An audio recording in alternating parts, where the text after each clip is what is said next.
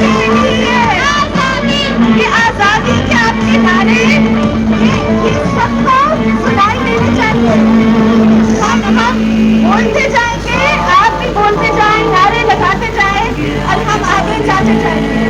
पढ़ने लिखने की आजादी। वेलकम नाज़रीन, ऑनलाइन रिपोर्टर्स के साथ कमरुज़्ज़मान भट्टी आपकी खिदमत में हाजिर है। आज लाहौर में जिस तरीके से भरपूर अंदाज में औरत मार्च मनाया गया और ख़वातीन के आलमी दिन के मौके पर मुख्तलिफ़ तंजीमें जो हैं वो आज सड़कों पर थीं। जमात इस्लामी ने आज एक मरतबा फिर हया मार्च निकाला और सिराजुल हक जो अमीर जमात इस्लामी उन्होंने ख़वातीन से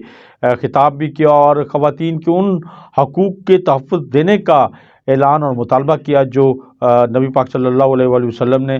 दीन इस्लाम में दिए हैं और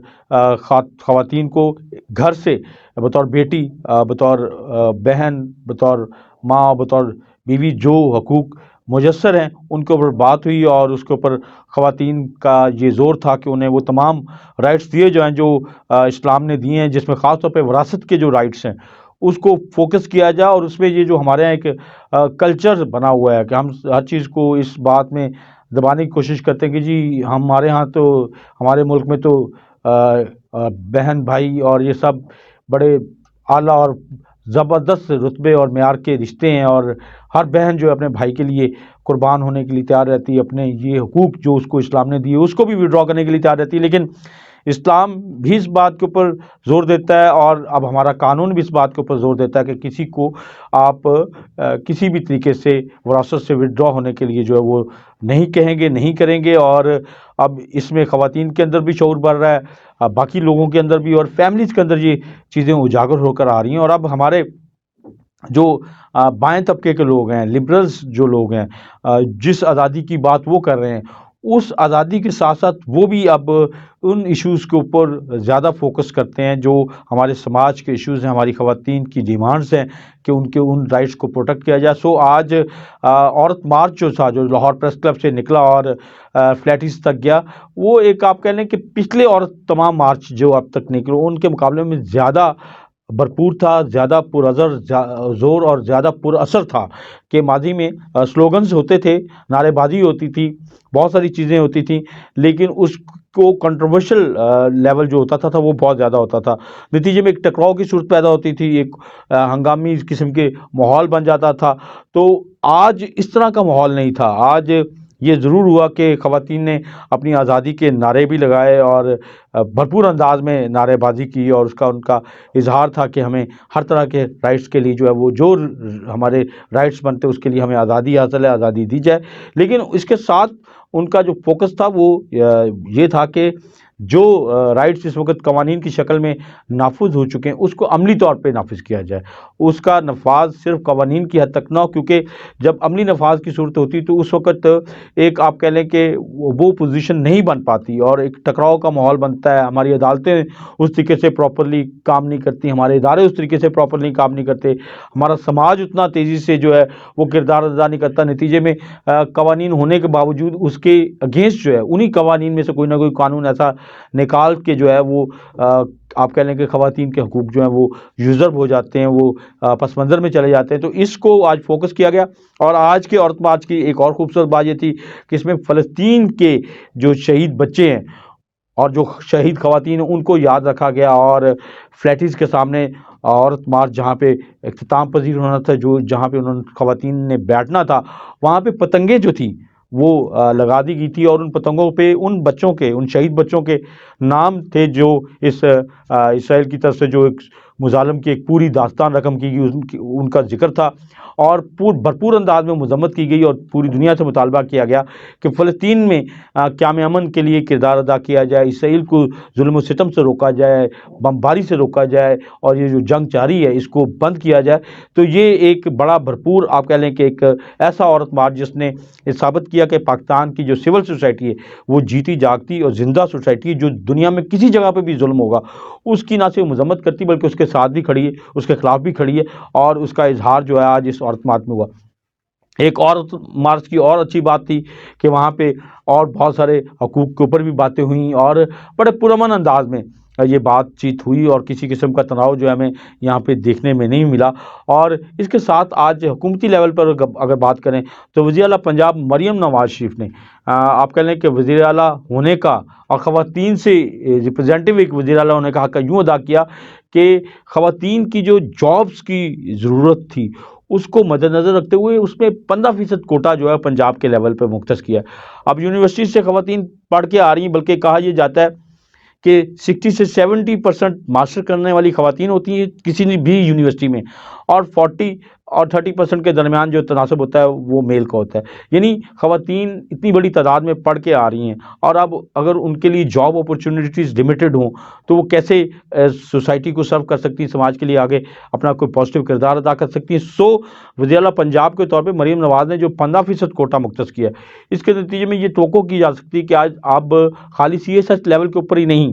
خالی مقابلے کے کسی امتحان کے لیول کے اوپر نہیں، بلکہ زندگی کے تمام شعبوں میں جو ہے انہیں وہ مواقع ملیں گے جس کے نتیجے میں وہ ہر شعبے میں آگے آئیں گی۔ خالی پہلے ہوتا تھا کہ تعلیم میں، ایجوکیشن میں، ڈاکٹرز، نرسنگ میں، اس شعبے کے شعبے میں ہوتا تھا، لیکن اب وہ جہاں پہ انجینئرنگ کے ڈپارٹمنٹ میں آگے آ رہی ہیں، سافٹ ویئر انجینئرنگ میں آگے بڑھ رہی ہیں، کہ اس میں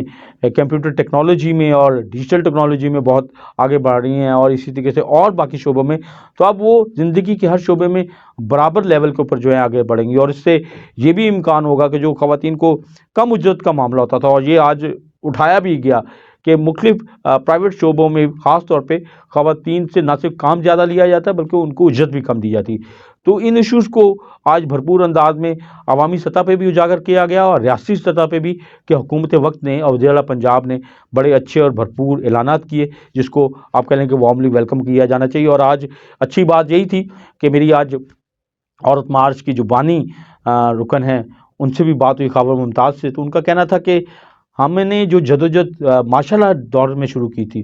وہ جدوجہد اچھی بات یہ کہ آج کی خواتین اس کو اس ایک دو سٹیپ آگے لے کے چل رہی ہیں، اور اب ہماری یہ جدوجہد جو ہے اس وقت ایک فروٹفل جدوجہد ہو سکتی ہے جب ہم بجائے عورت مارچ جو ہے اپنے مطالبات کے لیے نکلیں، بلکہ